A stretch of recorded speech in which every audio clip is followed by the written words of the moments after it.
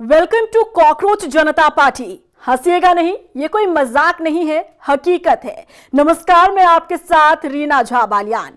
अब देश की जनता के पास मौजूदा सियासी पार्टियों के अलावा भी दूसरी पार्टी को चुनने का और सरकार बनाने का विकल्प होगा, जिसका नाम है कॉकरोच जनता पार्टी। एक बार ये नाम सुनकर आपको हंसी जरूर आएगी कि भाई ये क्या है, देश की राजनीति में कोई मजाक चल रहा है क्या? किसी भी सियासी पार्टी का भला ये कैसा नाम हुआ? आप अपनी जगह सही हैं, क्योंकि जब कोई पॉलिटिकल पार्टी नई लॉन्च होती है तो उसके नाम में ही गंभीरता नजर आती है, वो सीरियसनेस नजर आता है। लेकिन इस बार जो पॉलिटिकल पार्टी लॉन्च हुई है, इसका नाम ही गजब का है, कॉकरोच जनता पार्टी। और आपको जानकर हैरानी होगी कि इस पार्टी के इंट्रोड्यूस होने के कुछ घंटे बाद ही हजारों की संख्या में लोग इस पार्टी से जुड़ चुके हैं। आम के साथ खास भी कुछ सियासत के बड़े चेहरे भी इस कॉकरोच जनता पार्टी से जुड़ गए हैं और देखते ही देखते सोशल मीडिया पर यह पार्टी तेजी से वायरल हो गई है। आखिर ये कॉकरोच जनता पार्टी है क्या, किसने बनाई है, क्यों बनाई है और कौन कौन से लोग इससे जुड़ रहे हैं, सब कुछ आपको विस्तार से बताएंगे।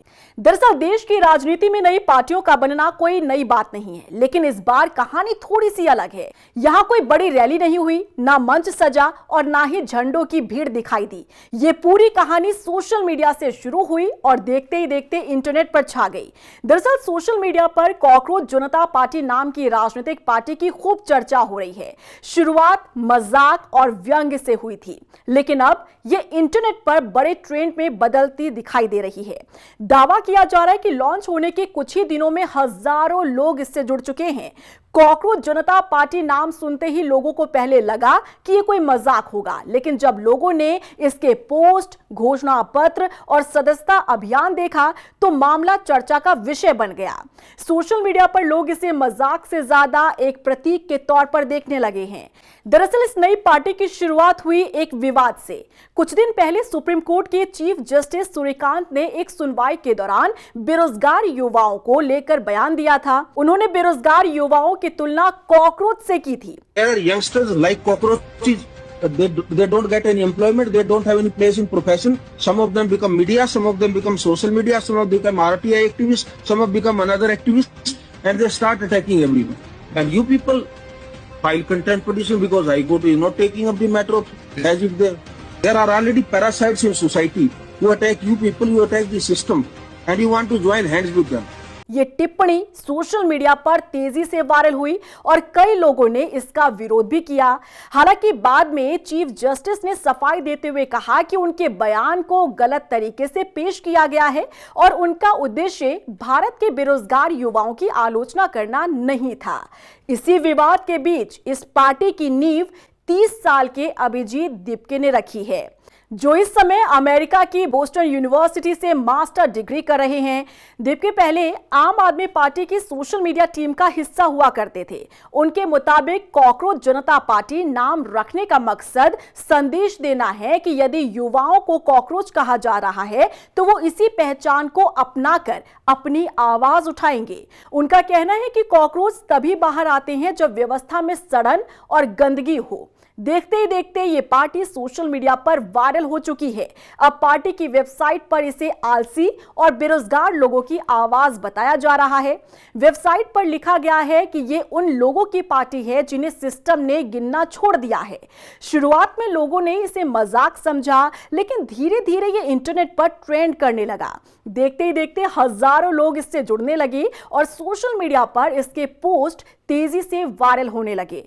पार्टी के लॉन्च होने के बाद से लेकर अब तक 70,000 से अधिक लोग इस पार्टी से जुड़ चुके हैं। पार्टी से जुड़े लोगों का कहना है कि ये उन लोगों की आवाज है जिन्हें सिस्टम ने नजरअंदाज कर दिया है। जिस चीज ने सबसे ज्यादा लोगों का ध्यान खींचा है वो है इस पार्टी का घोषणा पत्र। दूसरे राजनीतिक दलों की तरह कॉकरोच जनता पार्टी ने भी अपने वादों की लिस्ट जारी की है।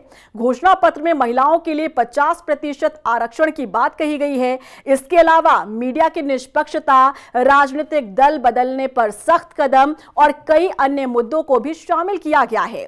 सबसे दिलचस्प बात तो यह है कि घोषणा पत्र के आखिर में लोगों से इसे बार बार पढ़ने और दूसरे तक पहुंचाने की अपील भी की गई है।